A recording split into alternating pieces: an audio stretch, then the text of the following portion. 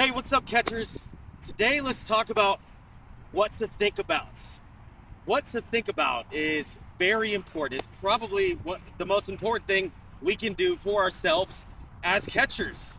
And what I mean by that, what I mean by what to think about, is whether it's whether it's at practice, whether it's warming up, whether it's team practice, whether it's individuals drills, whether it's in game, pre-game warm up, in between each inning, in between each pitch. There's certain things we have to think about besides what is going on outside of us.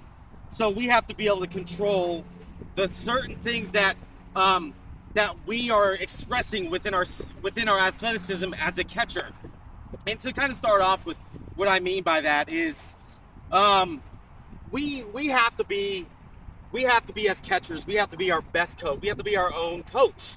Our coaches may not see everything, so that means we have to feel so much of what we're doing. And when we're feeling what we're doing, we have to think about how to kind of like move forward and keep getting better. And so let's use this as an example. Let's use athleticism. Athleticism is so important as a catcher.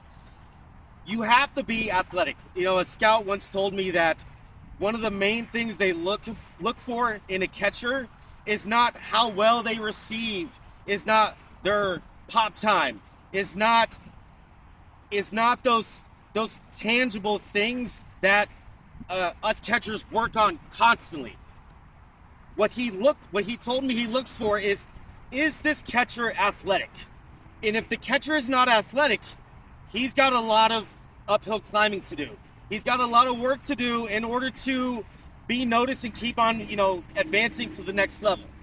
And so when we think about receiving, for instance, we give our sign, we go into our receiving position, and we're mechanically sound. We're really good, staying underneath the ball, coming up.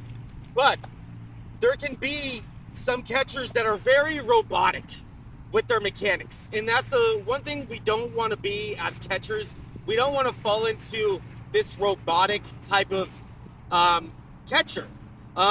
You're limiting yourself from what you can do. For instance, you're limiting yourself from being able to make a sweet athletic play on a bunt where you jump out there and you spin and boom, you come up throwing and you get that guy at first base, rather than come up, be in a perfect position to throw.